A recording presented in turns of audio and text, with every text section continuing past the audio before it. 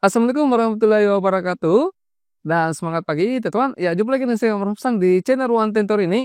Ya, jadi pada video kali ini kembali kita melanjutkan ya pembahasan tentang soal-soal TKA Matematika SMA sederajat tahun ini.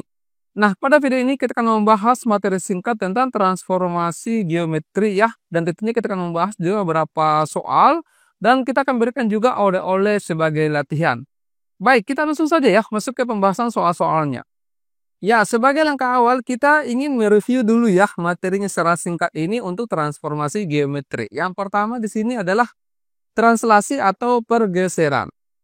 Translasi adalah pergeseran setiap titik pada bidang dengan jarak dan arah yang sama. Perlu kita pahami ya bahwa translasi ini tidak mengubah bentuk dan ukuran suatu objek. Jadi kalau misalkan contoh ya, ada segitiga yang kita translasi, anggaplah segitiga sama sisi, panjang sisinya itu 3. Berarti ketika kita translasi, maka segitiganya tetap ya seperti ini. Segitiga sama sisi dengan ukuran yang sama. Mungkin posisinya saja yang berbeda atau letaknya yang berbeda, tapi ukurannya tetap sama. Rumus praktisnya seperti ini. Kalau misalkan ada titik X, Y ditranslasi oleh AB, maka bayangannya atau yang biasa disimbolkan dengan X aksen, Y aksen, itu caranya diperoleh adalah X ditambah dengan A dan Y ditambah dengan B. Atau secara matriks bentuk umumnya bisa dituliskan P aksen sama dengan P tambah T. Ya. Atau X aksen Y aksen itu sama dengan XY ditambah dengan AB. Katakanlah misalkan titik P ini kita beri contoh bukan P aksen. Ya, titik P misalkan 2,3 ditranslasi oleh matriks translasinya katakanlah min 1 dengan 4. Maka bayangannya ini adalah 2 tambah min 1 itu 1, kemudian 3 tambah 4, 7. Seperti ini ya. Nah, kemudian rumus ini bisa dikembangkan teman-teman. Misalkan misalkan diketahui, anggaplah yang diketahui adalah bayangannya dengan translasinya. Maka untuk mendapatkan titik asalnya atau P itu diperoleh dari P aksen dikurangi dengan T. Atau kalau misalkan kita mau cari matriks translasinya atau T, ini dirumuskan dengan P aksen dikurangi dengan P. Seperti ini ya. Ini teman-teman bisa dicatat sebagai rumus penting kalau misalkan soalnya untuk translasi ini dikembangkan gitu. Oke, coba kita ke jenis yang kedua yaitu refleksi atau pencerminan. Refleksi adalah transformasi yang memindahkan setiap titik pada bidang melalui garis tertentu yang bertindak sebagai cermin. Jarak titik ke cermin ini sama dengan jarak bayangannya ke cermin. Nah, ini ada rumus praktisnya. Teman-teman perlu dipahami ya caranya menentukan bayangan untuk jenis refleksi tertentu seperti ini. Nah, ini titik awalnya X, Y, kita langsung coba perhatikan. Misalkan ada titik, katakanlah titik P ini 2,3. Nah, kalau dicerminkan terhadap sumbu X, ya biasa disimbolkan dengan M ya, M itu mirror. Ini sumbu X. Maka bayangannya di sini kita lihat, ya kalau kita perhatikan untuk sumbu X ini, X-nya tetap seperti ini, yang berubah itu cuma Y-nya, dilawankan tandanya. Jadi kalau misalkan 2,3, maka bayangannya itu 2,-3. Intinya dilawankan tandanya untuk nilai Y. Terus kalau misalkan di sini titiknya anggaplah P itu 2, min 2, min 3. Maka bayangannya ini kalau dicerminkan terhadap sumbu X, itu min 2,3. X-nya tetap, Y-nya yang berubah tanda. Itu caranya dipahami.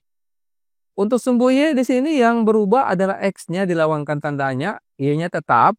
Seperti itu. Kemudian kalau garis Y sama dengan X, Y, maka bayangannya itu Y, X dibalik gitu ya. Kalau Y sama dengan X, selain dibalik, X, Y ini dibalik menjadi Y, X itu juga dilawankan tandanya. Jadi kalau misalkan P ini 2,3 dicerminkan terhadap garis Y sama dengan min X. Maka bayangannya itu akan menjadi min 3, min 2. Ya, gitu ya. Dipahami teman-teman. Kemudian ini pencerminan garis X sama dengan K, itu bayangannya adalah 2K dikurang X, Y. Y-nya tetap. Kalau garis Y sama dengan K, maka X-nya tetap. Untuk mendapatkan Y-nya itu adalah 2 kali dari K dikurangi dengan titik asal. Ya, nanti teman-teman coba nanti ini dicatat di highlight ya, diberikan stabilo supaya teman nanti pada saat belajar itu dengan mudah mendapatkan rumus-rumusnya yang nantinya digunakan untuk latihan soal-soal gitu ya. Oke, coba kita lanjut dulu ke slide berikutnya. Rotasi atau perputaran. Ya, rotasi adalah transformasi yang memutar setiap titik pada bidang dengan sudut dan pusat tertentu. Rotasi tidak mengubah bentuk dan ukuran juga, gitu ya. Nah, ini ada beberapa rumus-rumus praktis dari rotasi. Kalau misalkan rotasi 90 derajat berlawanan arah jarum jam, kalau X, Y titiknya, maka bayangannya adalah Y, X. Oke. Kemudian kalau min 90 derajat searah jarum jam, X, Y, maka bayangannya Y, min X. Sebenarnya teman-teman, selain sudut pusat yang di sini, boleh juga menggunakan sudut pusat yang lain, katakanlah 30 derajat, 60 derajat, 45 derajat. Nah, tidak ada ketentuan seperti ini, tetapi kita bisa menggunakan dengan menggunakan ya rumus matriks, yaitu cos theta min sin theta dengan cos theta. Cos min sin cos. Ini digunakan kalau ini berlaku umum ya. Sudutnya itu berapapun bisa digunakan yang di sini. Misalkan begini, ada titik P ini 2,3 ingin dirotasi dengan sudut pusat, katakanlah misalkan ya pusatnya rotasinya O atau 0,0 sejauh 30 derajat. Maka berapakah P aksen gitu ya. Nah, kita bisa menggunakan ini. Caranya itu untuk mendapatkan X aksen, Y aksen sama dengan cos min sin, cos 30 min sin 30, kemudian sin 30, cos 30. Kemudian dikalikan dengan 23. Nah, di sini cos 30 itu nanti dihitung. Ya, kita skip dulu ini teman-teman ya. Karena ini menggunakan trigonometri. Intinya caranya begini. Nanti cari berapa cos 30 di sini. Cos 30 itu kan 1/2 akar 3. Tidak apa-apa ya, sudah terlanjur. Ini min 1/2, sin 30 itu 1/2, cos 30 itu 1/2. Ya, 1/2 akar 3 sama ya. Nah, ini dikali 23. Nah, ini kan perkalian matriks ya. Untuk perkalian matriks itu sudah pernah kita bahas di video sebelumnya gitu ya. Oke, coba kita lanjut dulu. Dilatasi atau perkalian. Dilatasi itu adalah transformasi yang mengubah ukuran suatu objek. Bisa membesar atau mengecil, tetapi tidak mengubah bentuknya. Jadi kalau misalkan persegi kita dilatasikan dengan faktor skala tertentu, katakanlah K, maka bisa saja bayangannya itu membesar seperti ini atau mungkin mengecil. Tetapi bentuknya sama, tetap persegi. Nah, di sini kalau misalkan titik pusatnya 0,0, jika titik X, Y dilatasikan dengan faktor skala K, maka bayangannya adalah X aksen, Y aksen. Caranya gampang sekali, titik asalnya itu dikalikan dengan faktor skala yang diketahui. Jadi kalau misalkan P-nya itu adalah 1,6, ya kalau kita dilatasikan ini dengan faktor skala, anggaplah misalkan O dengan 2, misalkan, maka bayangannya ini adalah tinggal kita kali 2 masing-masing. 1 kali 2, 2. 6 kali 2 itu 12. Gitu ya. Nah, jika titik pusatnya A, B bukan 0,0, maka untuk mendapatkan bayangannya adalah ini. X aksen ini sama dengan K, X dikurangi dengan A ditambah dengan A. Terus kalau misalkan Y aksen sama dengan K, Y kurang B ditambah dengan B, gitu ya. Oke. Nah, setelah ini coba kita bahas soal. Tapi sebelumnya, oh iya, ini masih ada ya. Komposisi transformasi adalah gabungan dari 2 atau lebih transformasi. Penerapannya dilakukan secara berurutan. Jika titik P ditransformasikan oleh T1, kemudian dilanjutkan oleh T2, maka bayangan akhirnya adalah P double aksen, yaitu T2, T1P. Kerjakan transformasi dari yang paling dekat dengan titik. Jadi kita kerja dulu T1, bayangannya kita transformasikan lagi dengan T2, maka itulah bayangan akhirnya. Oke, kita mulai dari soal nomor 1. Ya, ini masih taraf pengetahuan dan pemahaman. Jika titik A min 3, min 5 ditranslasikan oleh T min 2,4, maka tentukan koordinat bayangan titik A. Ini gampang saja ya. 3 ditambah dengan min 2, berarti A aksen di sini adalah 1. Min 5 tambah 4, itu min 1. Maka bayangannya 1, min 1 alfa. Bisa ya. Kemudian nomor 2 ya, coba teman-teman. Saya beri waktu durasi 10 detik.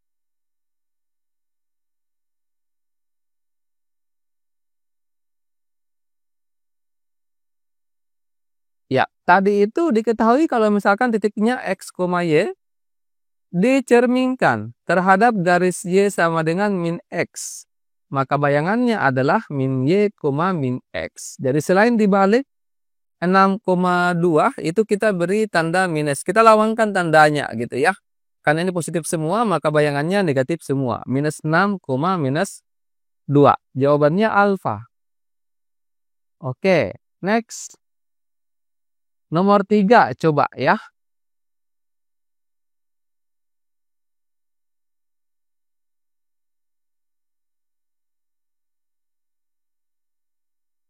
Ya, kalau kita menggunakan rumus praktis yang tadi, katakanlah A ini titiknya adalah X, Y, dirotasikan 90 derajat. Ya, O ini dengan 90 derajat, maka bayangannya ini adalah menjadi min Y, X. Jadi kalau misalkan titiknya B ini min 4,3 dirotasikan dengan ini, maka bayangannya adalah ini dibalik ya. 3-nya ini min 3 menjadi min 3, X-nya tetap berarti min 4. Jadi min 3, min 4 Charlie. Oke. Next nomor 4. Coba dulu ya.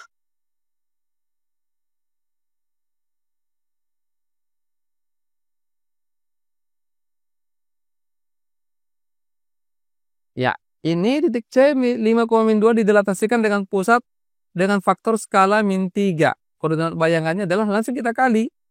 C aksen ini berarti 5 kali min 3 itu min 15, min 2 dikali min 3 itu 6. Min 15,6 Charlie. Ya, next nomor 5 coba.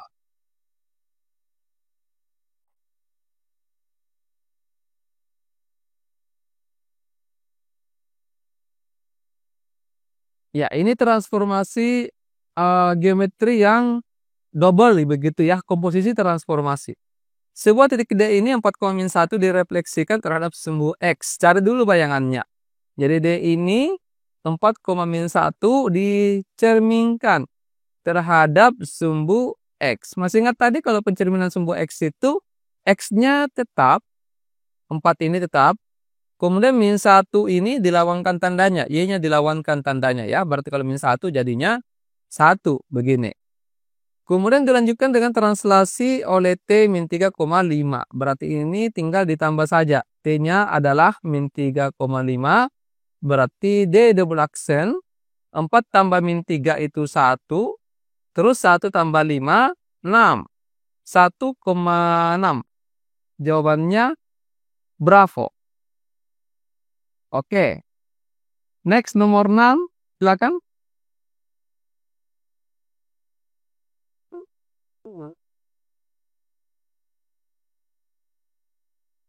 Ya, sebagai latihan soal ini saya berikan sebagai oleh-oleh ya. Coba-coba didiskusikan dengan rekan-rekannya. Dan kalau bisa agar video ini di-share ke rekan-rekannya untuk didiskusikan bersama-sama. Baik, saya kira untuk sementara sampai di sini dulu ya. Nanti kita lanjutkan lagi pembahasan soal seperti ini di kesempatan berikutnya. Kita akhiri. Wassalamualaikum warahmatullahi wabarakatuh. Dan semangat pagi.